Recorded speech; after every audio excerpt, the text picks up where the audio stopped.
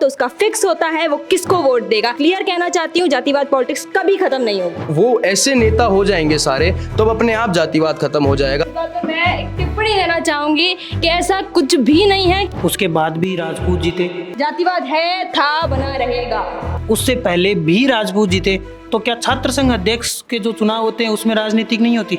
किस जाति का नेता किस पे भारी पड़ रहा है, फिर लोग सोचते हैं कि अगर इस जाति का नेता लीडर बन जाएगा। पॉलिटिक्स जो है राजस्थान की पूरी जाति पे ही चल रही है। नमस्कार, भारत अवतार में आपका स्वागत है। मैं भावेश और आज हम मौजूद हैं भारत अवतार के न्यूज़ रूम में। तो जातिवाद की पॉलिटिक्स है वो ख़त्म होनी चाहिए कि नहीं ख़त्म होनी चाहिए, आइए हम जानते हैं हमने हमारे पत्रकारों से। तो भूमि जी कैसे हैं आप? बढ़िया एकदम। तो बताइए कि ये ख़त्म होनी चाहिए कि नहीं होनी चाहिए? देखिए, राजस्थान की राजनीति की बात होती है, जब भी चुनाव होते हैं और कोई भी नेता अगर चुनाव लड़ता है तो वो, मैं किसी जाति को हाईलाइट नहीं कर रही हूँ, मैं सिर्फ इतना बोल रही हूँ कि चुनाव होते ही जाति के अनुसार है, जाति के बेसिस पर ही चुनाव होते हैं। क्योंकि चुनाव इंसान जब लड़ता है तो वो अपनी जाति को हाईलाइट करता है, और कोई भी व्यक्ति जब चुनाव डालने जाता है तो उसका फिक्स होता है वो किसको वोट देगा। चाहे आप कितना ही प्रचार कर लो, उसका फिक्स होता है वो किस कम्युनिटी का है, और कम्युनिटी का असर बहुत पड़ता है। जाति की जो जातिवाद पॉलिटिक्स आज ये जो टॉपिक है, मैं क्लियर कहना चाहती हूँ, जातिवाद पॉलिटिक्स कभी खत्म नहीं होगी। क्यों, आपको ऐसा क्यों लगता है, क्यों नहीं ख़त्म होगी? खत्म इसलिए नहीं होगी, कोई भी चुनाव लड़ता है वो उसके जो नाम होता है, उसकी जो जाति होती है, वो हमेशा उस जाति में पहले प्रेफर करता है, क्योंकि उसको उम्मीद होती है कि मेरी जाति वाले तो मुझे सपोर्ट करें। जैसे कि नाम नहीं लूँगी, लेकिन एक छोटा सा एग्जाम्पल है कि जहाँ भी सचिन पायलट की जो है पकड़ अच्छी होती है और सचिन पायलट का दौरा होता है, वहाँ पर सचिन पायलट के दौरे से आसार बदल जाते हैं चुनाव के। लोग समझ जाएंगे, क्योंकि भारत रफ्तार में अक्सर ये बातें चलती हैं। तो आइए और दर्शकों से बात करते हैं और पत्रकारों से। हाँ, कैसे हो? बढ़िया भाई साहब। तो बताओ जातिवाद के बारे में कि क्या है, ऐसा सच्ची में है कि नहीं है ऐसा? जातिवाद है, मगर जैसे अभी भूमि जी ने बताया कि हर नेता जातिवाद करता है, ये ज़रूरी नहीं है। क्योंकि एक विधायक है शिव विधानसभा बाड़मेर के, रविंद्र सिंह भाटी, उनकी मैं अगर बात करूं तो आज की जो युवा पीढ़ी है, जो उनकी फ़ैन फॉलोइंग हुई है, 36 कौम की जो युवा पीढ़ी है वो उनके साथ चलती है, कदम से कदम मिलाकर चलती है। और जो विधायक थे वो, जब वो बीजेपी में जब उन्होंने निर्दलीय चुनाव लड़ा 2019 में जेएनयू से छात्र संघ अध्यक्ष का, जब उन्होंने 36 कौम की जो जनता थी उन्होंने उन्हें जिताया था। और उसके बाद में बात करें शिव विधायक जो ये चुनाव हुए एमएलए के उनकी, तो उसमें भी उन्होंने निर्दलीय से एक तरफा जीत हासिल की थी।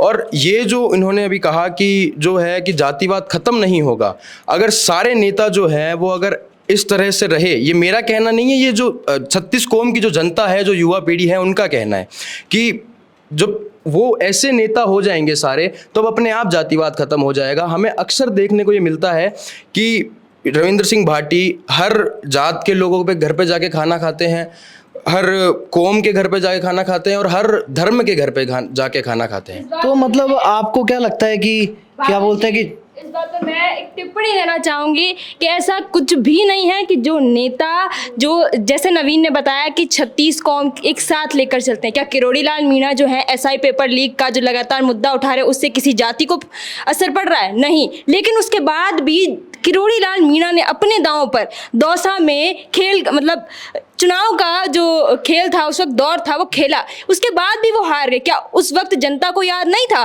कि किरोड़ी लाल मीणा किसी जाति से आते हैं या किसी जाति को प्रेफर करते? उसके बाद भी अगर उनका भाई जगमोहन मीणा हार गया, इसके पीछे का ये नहीं कह सकते हम कि किसी जाति को 36 कौम से साथ चल रहे हैं तो साथ है कि नहीं है। बहुत अच्छी बात है कि शिव विधायक आज जो है एक युवा है, उभरता हुआ चेहरा है, राजस्थान के तमाम मुद्दों को विधानसभा में भी उठाया उन्होंने। लेकिन हम बिल्कुल ये नहीं कह सकते कि जाति के ऊपर जो मेरा पॉइंट ऑफ व्यू है वो एक तरफ का गलत हो जाए। हालांकि उसका भी पॉइंट ऑफ व्यू, नवीन का भी ठीक है, उसने जो बोला। अच्छा। लेकिन मेरा कहना सिर्फ इतना ही है। मतलब आपका कहना ये है कि मतलब जातिवाद अभी भी है? जातिवाद है, था, बना रहेगा। बना क्यों रहेगा? खत्म क्यों नहीं हो सकता? ये खत्म इसलिए नहीं हो सकता, जब भी चुनाव होते हैं जातियां हमेशा बीच में आती हैं। किस जाति से कौन चुनाव लड़ रहा है, कौन सा व्यक्ति किस कम्युनिटी से आता है, ये हमेशा बंदा देखकर ही चुनाव में वोट देता है। आपने मेरी जो पूरी बात है वो सुनी नहीं। मैंने शुरुआत में ही युवा पीढ़ी और छात्र संघ अध्यक्षों की बात की, और जो ये 36 कौम की मैं बात कर रहा हूँ, आप पुराने वीडियोस, ट्विटर्स और न्यूज़ उठा के देखिए कि रविंदर सिंह भाटी जिसने जब उन्होंने सांसद के लिए प्रचार किए तब 5 लाख लोग दिल्ली में मौजूद थे और वो 36 कौम के थे। मेरा इतना ही कहना है। चलो आपकी बात तो मान लेते बहुत अच्छी बात है। तो हमारे सहयोगी और भी बोलना चाहेंगे? हाँ, हैं। बोलिए। जी बिल्कुल, इन्होंने कहा कि रविंदर सिंह भाटी को चुनाव हुआ।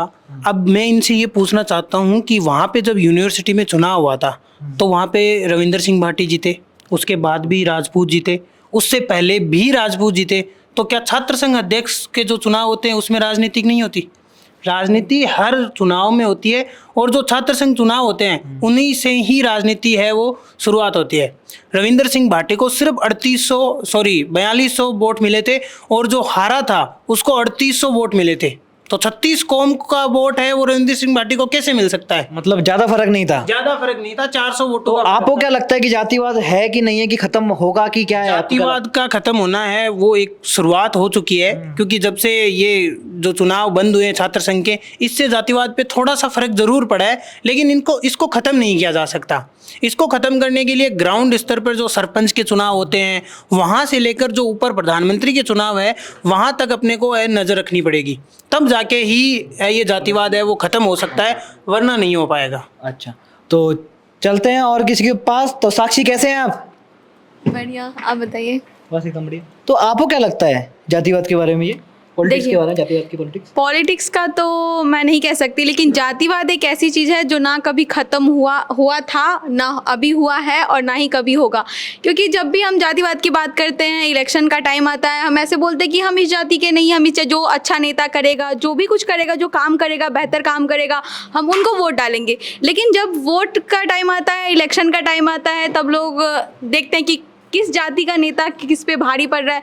फिर लोग सोचते हैं कि अगर इस जाति का नेता लीडर बन जाएगा, फिर हम मतलब आगे नहीं बढ़ पाएंगे। फिर ये छोटी दलित जो भी रहते हैं वो अगर नेता बन जाएंगे तो फिर वो उनकी भलाई करेंगे, जैसे कि मीना समाज का हो गया। तो इस सब चीज़ को लेकर रहता है कि जातिवाद एक ऐसी चीज़ है जो ना कभी ख़त्म हुआ था, ना अभी हुआ है, और ना ही कभी हो सकता है। अच्छा, मतलब आपको लगता है कि जिस समाज का नेता बनेगा वो समाज का ही भला होगा? हाँ, तो लोग मतलब ऐसा जो लोग सोचते हैं, मैं वो कह रही हूँ कि जो लोग सोचते हैं कि मतलब जिस समाज का नेता बनेगा वो पहले उनके बारे में सोचेगा, हमारे बारे में नहीं सोचेगा। और एक पीढ़ी दर पीढ़ी ये चीज़ चलती आ रही है कि लोग जो ऊंची कास्ट के आते हैं, जो वो हमेशा नीचे लोगों को दबाने की कोशिश करते हैं। तो इन्होंने बताया। अब चलते हैं आकृति के पास।